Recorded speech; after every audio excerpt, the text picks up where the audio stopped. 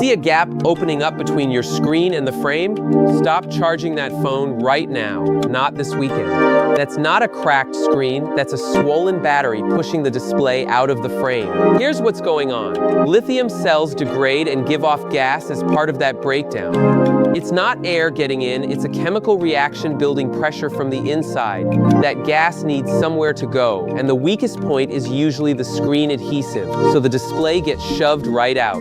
The mistake almost everyone makes is pressing the screen back down or squeezing the battery to see how bad it is. Don't. Any pressure on a swollen cell risks a puncture, and that's a fire risk, plain and simple. Set the phone on a fireproof surface and leave it alone.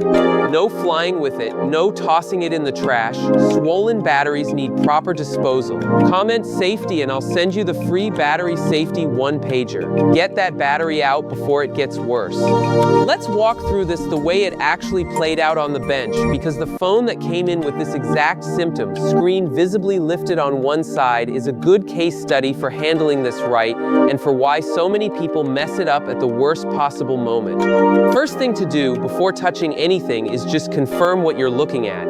That gap between the screen and frame is the tell. That's the warning sign this whole thing opened with, and it's why the phone got pulled off the charger the second it walked in the door. You don't need special tools for this. You just need to know that a lifted screen on an otherwise intact phone almost always means something underneath is pushing outward. It wasn't dropped. Something's swelling. So then the question is why?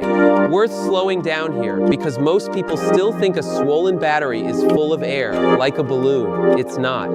Lithium cells degrade internally, and that breakdown produces gas as a byproduct. That gas has nowhere to go, so it pushes against the thinnest, weakest part of the phone's build, which is almost always the screen adhesive, not the back glass or the frame. That's exactly why the screen was the part that shifted on this unit.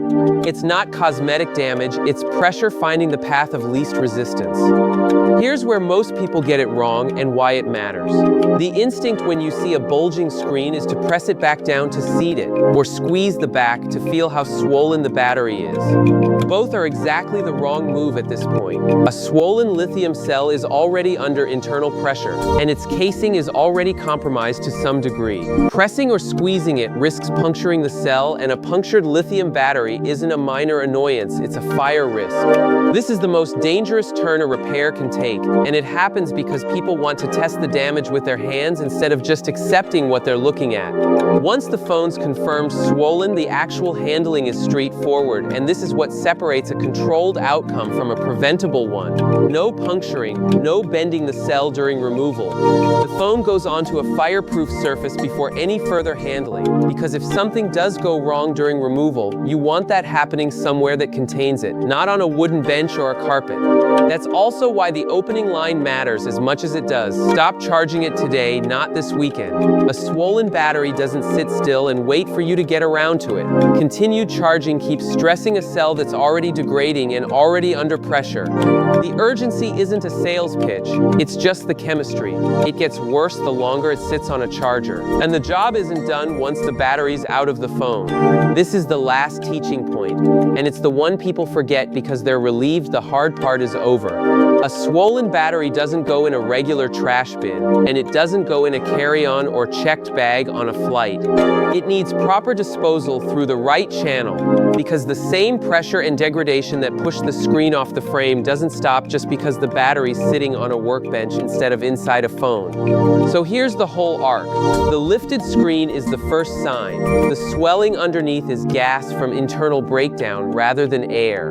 The safe move is hands-off handling on a fireproof surface with no puncturing or bending, and the phone never goes back on a charger in the meantime. The payoff is a battery that gets removed and disposed of the right way, no shortcuts taken out of curiosity or convenience. That's the whole reason for the warning at the top of this video. Not to scare you, but because every one of those steps only works if you don't skip straight to pressing, squeezing, or just waiting it out.